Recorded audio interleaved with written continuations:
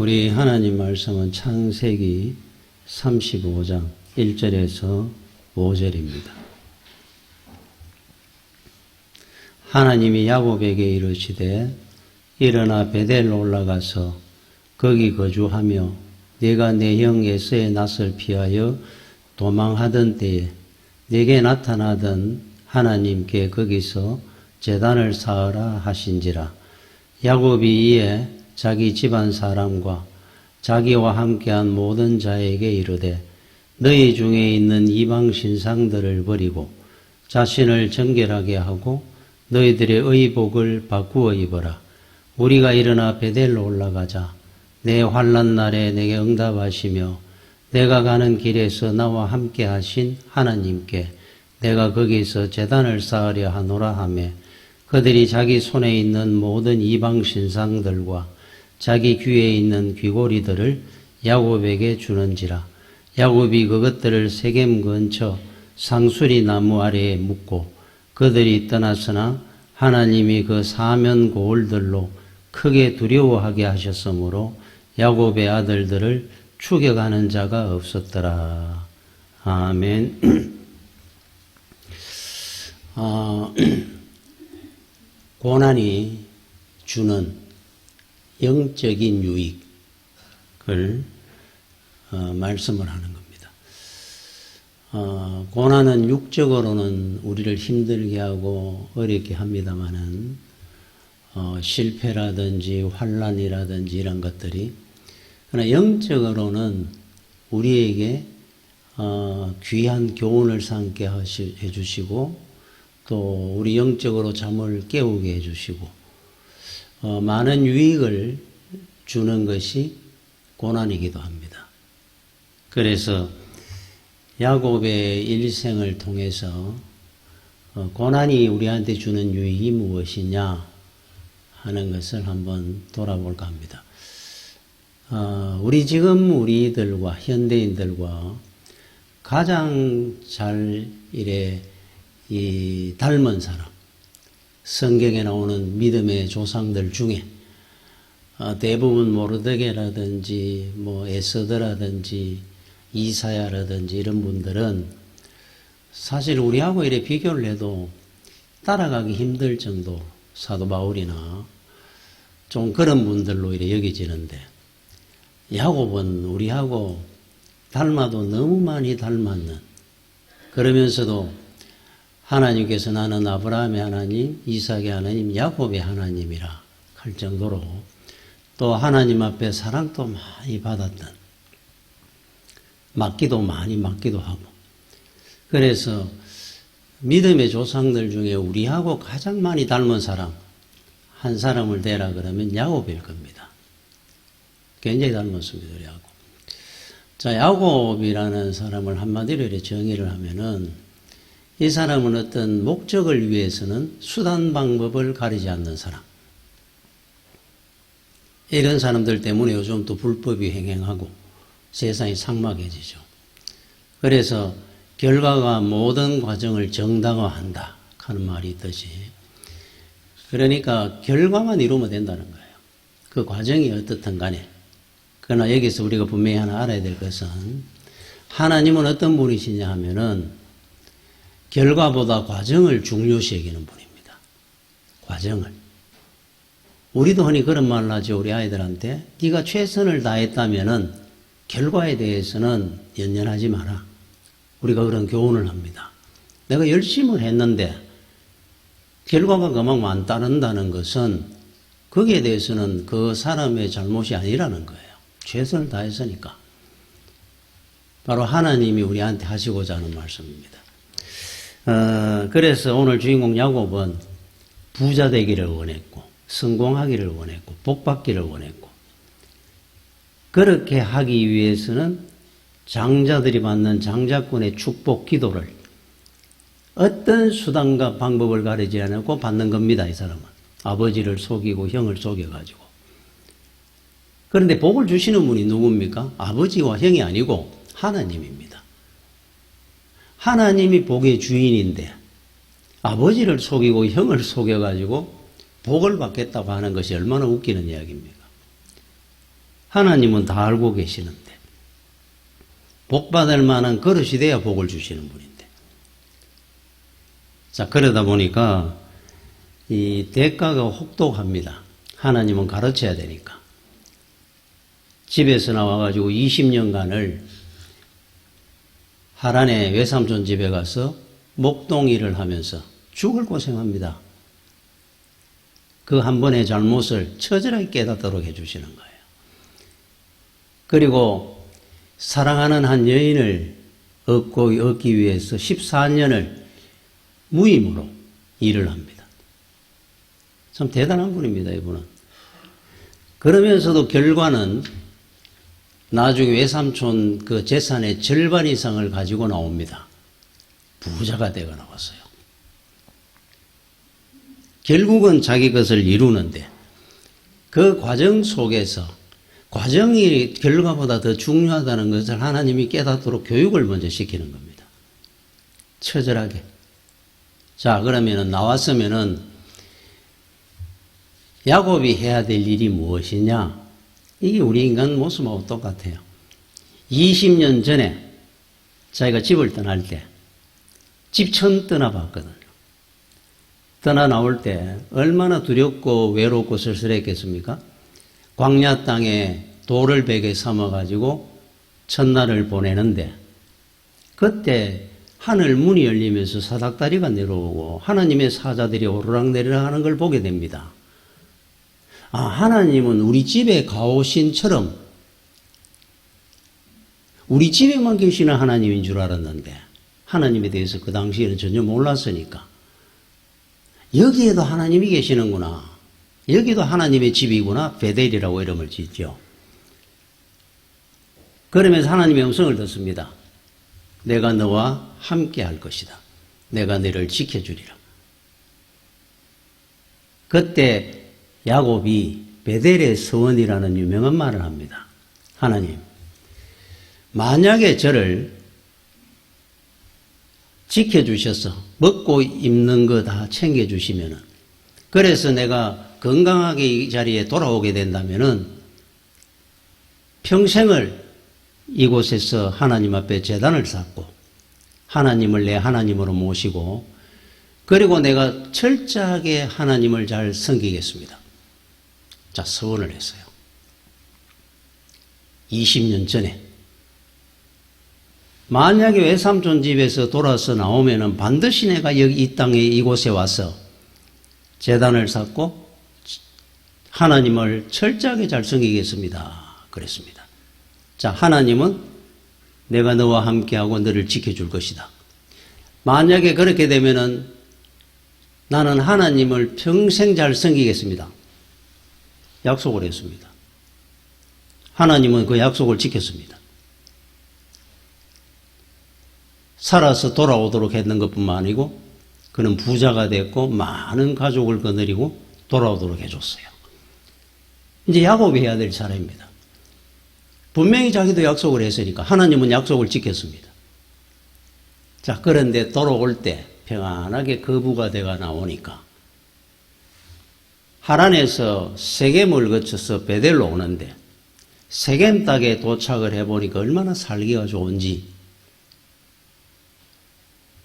모든 사람들이 문화생활을 하고 잘 살고 있는 겁니다.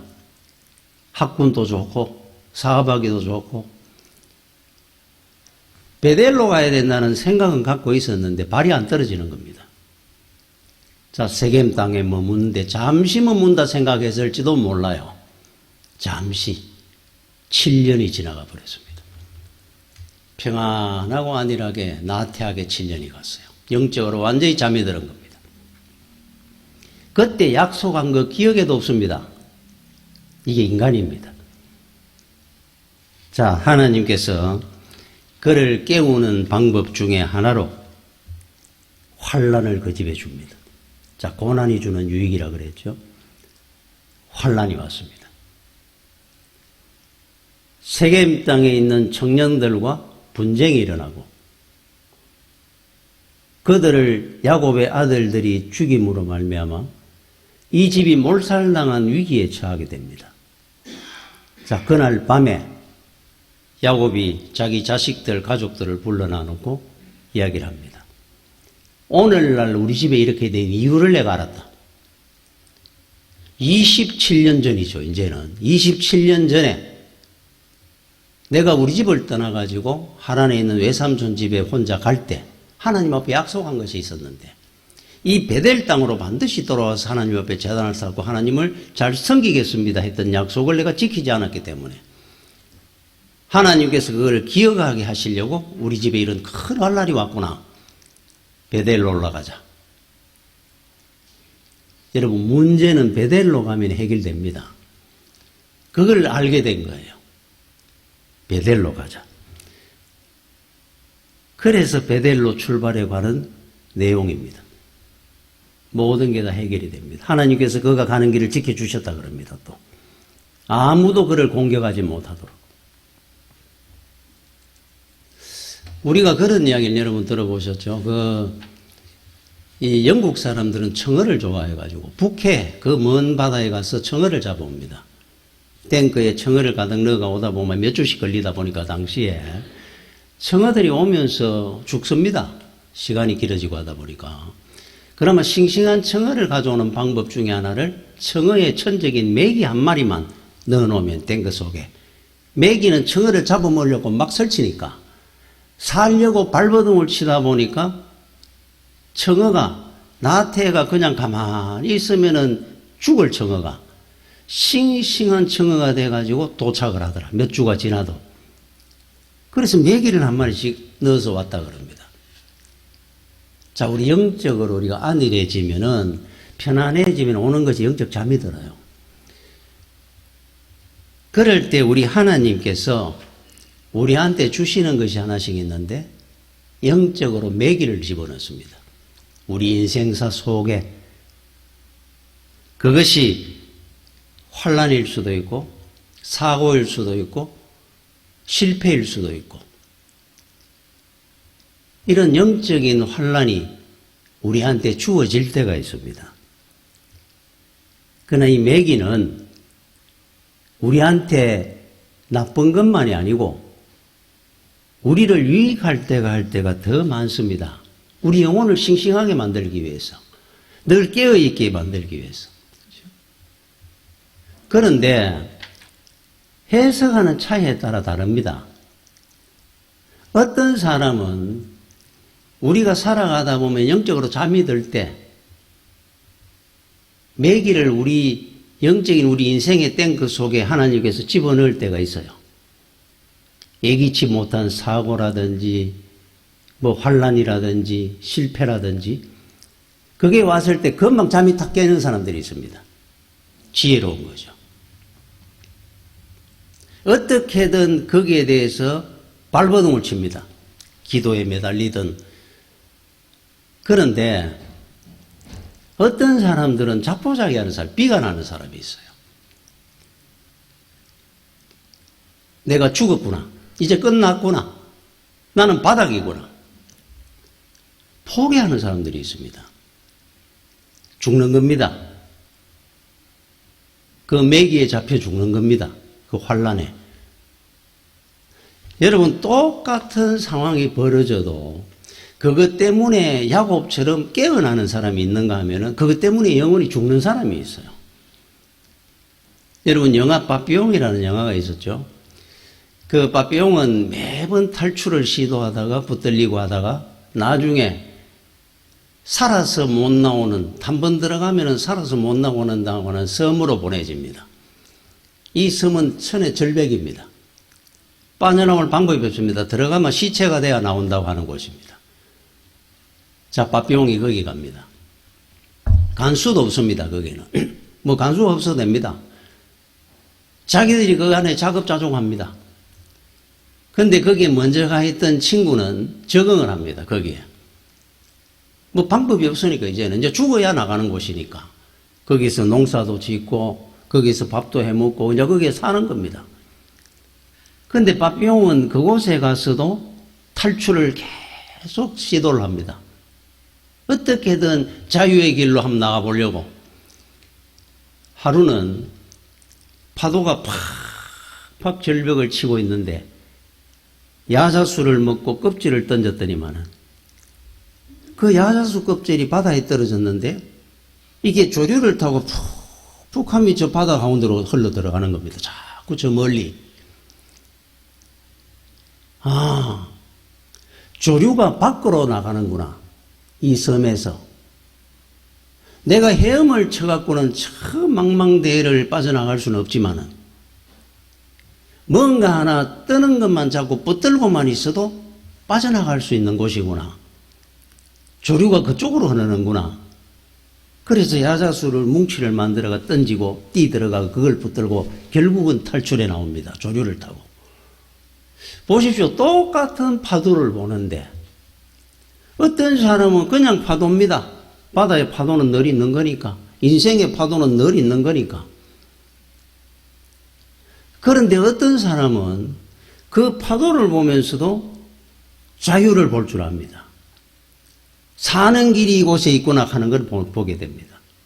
똑같은 파도인데, 똑같은 여러분 인생의 파도가 치는데, 어떤 사람은 그 파도 때문에 파도에 휩쓸려 죽는 사람이 있는가 하면은, 어떤 사람은 그 파도를 보면서 오히려 더 힘을 내가 처음부터 기도하고 영적으로 살아나가지고 야곱처럼 더 끊어내 받는 사람이 있어요. 은총의 파도인 사람도 있습니다. 그래서 무엇을 하나 보더라도 그걸 어떻게 바라보느냐, 해석하느냐에 따라서 천차만별입니다. 달라지는 거예요. 삼성 라이온즈에 백정현 선수라고 하는 투수가 있습니다. 몇 년 전에 이 선수가 10승을 올렸어요. 그 1년간을 리그를 해가지고 한 20게임, 25게임 이상 나가가지고 10승 올린다는 것이 굉장히 어려운 모양이에요. 1년 그 리그를 한 6개월 하는 동안에. 그러니까 10승 투수가 되면 A급 투수입니다. 그러니까 이제 10승 투수가 되어 인터뷰를 하는데 이런 말을 했습니다. 그 얼마나 이제 좋으냐? 이래 물어내더니만은 인생에 좋은 일이 저는 생겼을 때 늘 그것이 좋은 일일까 나는 다시 한번 생각을 합니다. 왜 그러냐 하니까 나는 안 좋은 일이 생겼을 때 오히려 뒤에 좋은 일이 더 많이 생겼기 때문입니다. 이래 얘기를 했어요. 자, 좋은 일이 생겼을 때는 불안하다는 겁니다. 과연 이 좋은 것이 정말 좋은 것으로 끝이 날지. 그런데 자기가 이래 오늘까지 살아보니까 안 좋은 일이 생겼을 때 오히려 뒤에 좋은 일이 더 많이 생기더라. 그러니까 그 전에 부상도 당하고 수술도 하고 이러고 나니까 십성이라는 이 좋은 길이 열리더라. 그러니까 저는 그런 생각이 듭니다. 야, 참 아직도 젊은 사람이 참 굉장히 성숙하구나. 안 좋은 일이 왔을 때 이 사람은 이래 생각하는 겁니다. 다음에 내가 좋은 일이 생길 거야. 좋은 일이 생겼을 때는 더 경계하고 긴장을 한다는 거예요. 오히려 안 좋은 일이 생길 수 있어. 호사다마라 그러죠. 좋은 일이 생기면 안 좋은 마가 낀다고. 그러니까 우리가 늘 기억해야 될 것은 똑같은 걸 보더라도 어떻게 해석하느냐에 따라서 다릅니다. 삶이. 자, 고난이나 이런 매기가 주어졌을 때 우리가 기억을 해야 될 것은 그게 나한테 은총이고 축복이 되려고 하면은 여러분들이 그것을 가지고 영적으로 깨는 계기가 된다면은 여러분 인생에 야곱처럼 굉장히 큰 유익이 될 것이고 그것으로 인해서 여러분들이 비관을 하고 시험이 든다고 한다면은 여러분 인생은 오히려 그 고난의 매기를 통해서 오히려 죽임을 매기의 밥이 되는 겁니다. 이스라엘이 영적 잠이 들 때마다 하나님이 매기를 집어넣는데 그게 어떤 거냐면 전쟁, 전염병, 기근 이런 것들이 왔어요. 그들을 깨우기 위해서. 그리 사사기 한번 보십시오. 계속 반복됩니다. 하나님 앞에 은혜를 받아서 은혜를 꼭 받고 나가 풍성한 게 좋은 일이 많이 생기고 나면 꼭 범죄를 해요. 우상을 섬기고. 그럼 하나님 앞에 또 범죄하고. 그럼 하나님이 매를 들어 때립니다. 그러면 죽는다고 회개합니다. 그러면 하나님께서 또 은혜를 줍니다. 요거 계속 반복됩니다. 우리가 은혜를 받을 때 매를 맞아가지고 하나님 앞에 잘못했습니다 하고 은혜를 받아가 은혜를 계속 감아대는데 나태해지고 안일해지고 꼭 넘어지거든요. 그러니까 하나님께서 또 매를 드는 겁니다. 다윗의 삶을 한번 보십시오. 얼마나 대단한 사람입니까? 그가 영적 잠이 들고 나니까 바세바 사건이 터집니다. 그 이후에 하나님께서 매를 드는데 바세바하고 난 자식 하나가 죽습니다. 처절하게 눈물 흘리도록 만듭니다. 그리고 아들 압살롬의 반란이 일어납니다. 바닥까지 떨어뜨립니다. 그 이후부터 다윗이 죽는 날까지 평생을 하나님 앞에 범죄한 기록이 안 나옵니다. 싱싱한 영혼을, 깨어있는 영혼을 갖고 살았거든요. 그 매기로 말미암아. 다윗이 잠을 깼기 때문에 그래요. 자, 그러면은 우리한테 주어지는 여러분 고난도 있고 실패가 있습니다. 이거는 우연한 것이 없고, 첫 번째, 하나님께서 주의 종으로 서기 위해서 단련을 시키고 훈련을 시키는 과정입니다. 자명종입니다. 우리를 깨우는 겁니다. 그래서 이럴 때 야곱처럼 깨어나는 겁니다. 제가 어릴 때 저희 동네에 한번 이야기를 몇 번 드렸는데, 강남중앙침례교회라고 김충기 목사님 계십니다. 지금은 아마 김충기 목사님 이제 원로 목사님이고, 지금은 뭐 소천하셨는가 정확하게 모르겠네요. 이분이 강남에, 그 당시 강남 개발하기 전입니다. 강남에 가셔가지고, 이래 천막을 쳐가, 그 논밭 그 위에다가, 그것도 뭐 이래 새를 얻어가 쳤겠죠. 이래가지고 시작을 했는데, 거기서 전 세계 침례교단에서 단일교회 제일 큰 교회 5만 명의 교회를 이룬 목사님입니다. 이분이 저희 동네에 있었어요. 그 당시에 30대 후반쯤 됐을 때입니다. 제가 주일학교 다닐 때니까. 그래서 저는 다니는 모교회가 있었는데 한 번씩 어머니가 그 목사님이 은혜 된다고 수요일이나 새벽 기도나 뭐 심야 기도나 거기 가시고, 근데 목사님이 이제 부흥사였으니까 혹시 안 계실 때도 많고 계시면 이제 와 하실 때도 있고. 그러니 그건 굉장히 저는 자랑스럽습니다. 늘 어릴 때 김충기 목사님 교회를 다녔다는 것만 해도 참 내가 그 당시에 그때 은혜를 얼마나 많이 받았겠나 싶기도 하고. 이분이 지금 가면은 그 대연동에 보면 중앙침례교회라고 있습니다. 지금도 어느 정도 이렇게 잘 지어져 있습니다. 그 지역에. 그 당시에 제가 주일학교 다닐 때 짓는 겁니다. 그게. 그 지역이 잘 사는 지역도 아니고, 그 당시에 교인이 50명, 100명이 안 되었습니다. 그 교인들을 데리고 목사님이 막 젊을 때 와가지고, 교회를 100명, 150명, 그래 봐야 다 어렵게 사는 사람들이고, 그분들을 데리고 부흥회 다니면서 사례비 받으면 넣고 해가지고 돈 될 때마다 쪼매씩 짓고 2년 더 걸려가 지었을 겁니다. 그 교회를 짓는데. 온 교인들이 붙어가지고 짐통 같이 지고. 그거를 다 짓자마자 한 1, 2년 만에 교회에서 쫓겨나갔어요. 지금 생각하니까 이해가 잘 안 됩니다. 야, 그 대단한 부흥사였고 대단한 목사님이셨는데,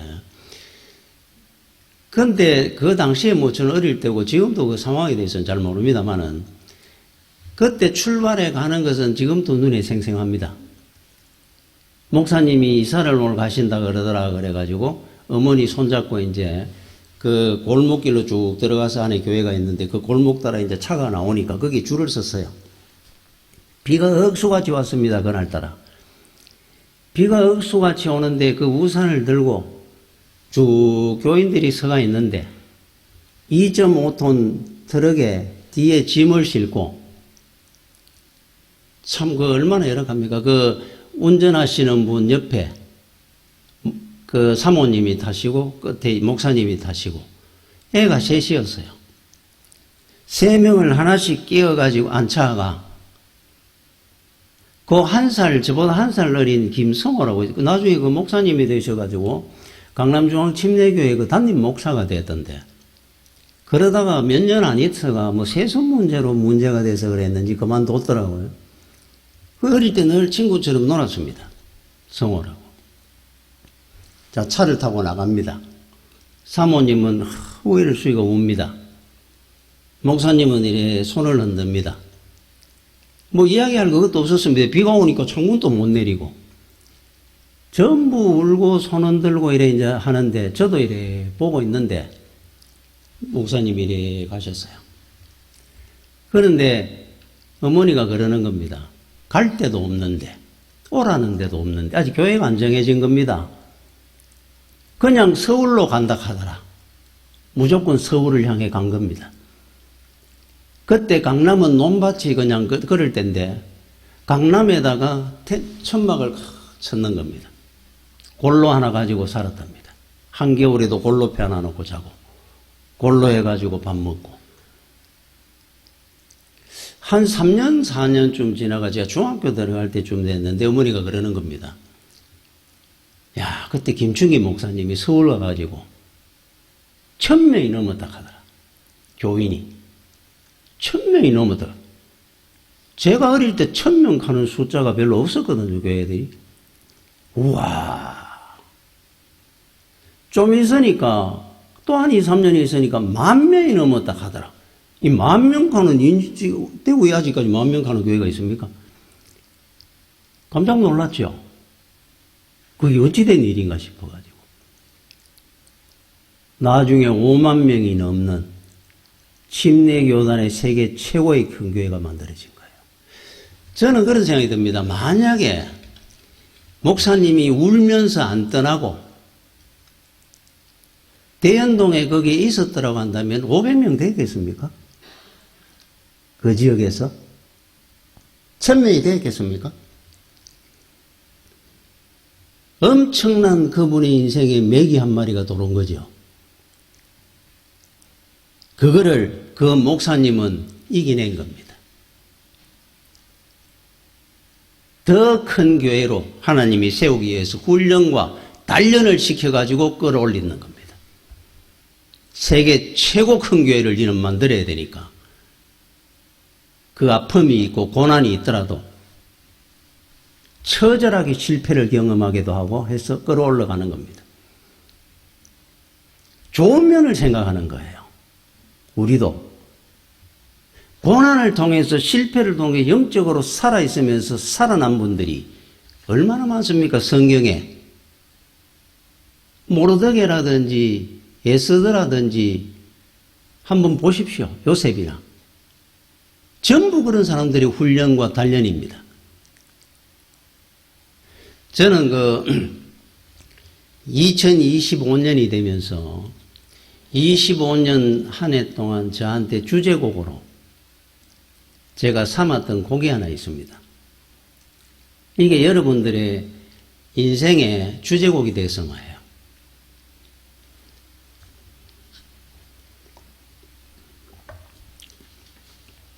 주님 이 손을 꼭 잡고 가소서.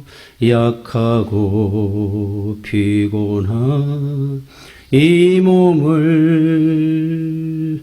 폭풍 흑암 속 해치사 빛으로 손잡고 날 인도하소서.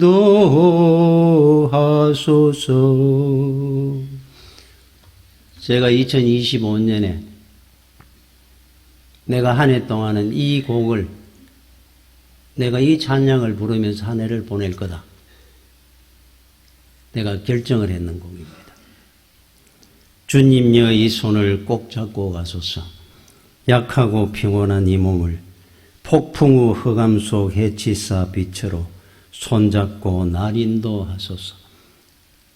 주님 손 딱 잡고 내가 올 한 해 가게 해 주시옵소서. 주님은 내 손 안 놓습니다. 놓은 적이 없습니다. 사실은. 우리가 자꾸 주님 손을 뿌리쳤잖아요.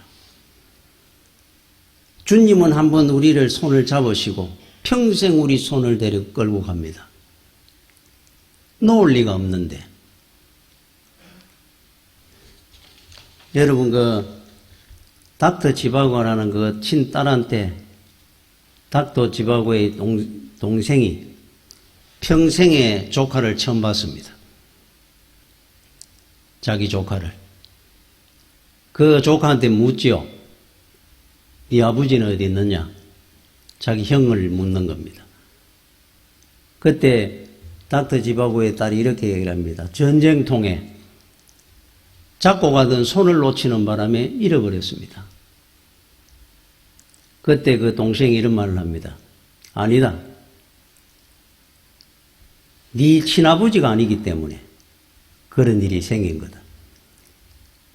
친아버지라면은 불끄덩이 같은 전쟁통에도 절대로 자식의 손을 놓지 않는다. 너의 친아버지는 바로 닥터 지바고다. 이래 이야기를 하죠. 부모는 자식의 손을 안 놓습니다. 환란이 있고 전쟁통일수록 더 세게 붙듭니다. 우리 하나님 아버지는 우리 손을 놓은 적이 없습니다. 여러분들이 힘들고 어려울 때 하나님은 더 세게 우리를 붙들었습니다. 우리는 더 세게 뿌리쳤고 평생을 주의 손을 붙들고 사십시오. 절대로 여러분 인생 가는 길을 하나님은 복된 길로 인도해 가실 겁니다. 주의 손을 붙들고 사는 겁니다. 우리는. 내가 지금 누구 손을 붙들고 있는가를 확인해 봐야 됩니다. 세상을 붙들고 살면 안 됩니다. 6.25 때 그 곽선희 목사님이 이북에서 배를 하나 구해가지고 5명이 선주되는 한 사람하고 6명이 그 배를 타고 인천 앞바다로 피난을 오는 겁니다. 자, 배를 구해가지고 해가 질 때쯤 돼가지고 출발을 하려고 하는데 바람이 많이 붑니다. 그날따라. 그래 선주가 신경이 쓰여가지고 오늘 가겠나? 근데 오늘 안 가면 안 됩니다. 하루가 어떤 일이 생길 줄 모르니까 무조건 출발하자고 북예거를 하면서 출발을 시켰습니다. 아니나 다를까 한두 시간쯤 지나니까 바람이 세차지더니만 폭풍우가 막 비바람이 몰아치기 시작하고 파도가 막 확 태풍이 돼가 부는 겁니다. 죽는구나 하는 생각이 들자마자 배가 뒤집어져 버린 거예요. 그 서해 저 위에서 내려오다가 인천 앞바다를 보고 출발해 온다고 왔는데 배가 거꾸로 뒤집어져 버린 겁니다. 조만한 배가. 그 뭐 바다에 뭐 조만한 그 당시에 6명 타는 배니까 그거 뭐 보트 아닙니까? 보트 그냥. 그런데 이 사람들이 기어 나와가지고 그때가 6월달이라 그러니까 춥지를 않으니까 천만 다행으로 살았지. 날짜가 겨울로 뜨면 죽었겠죠. 거꾸로 그 뒤집어진 배 위로 올라온 겁니다. 기어가지고 다시. 자, 배는 뒤집어져가 있고 뒤집어진 그 배 위로 전부 올라앉은 겁니다. 앉은 것이 아니고 거기에 붙들어가 매달리는 겁니다. 파도는 막 치는데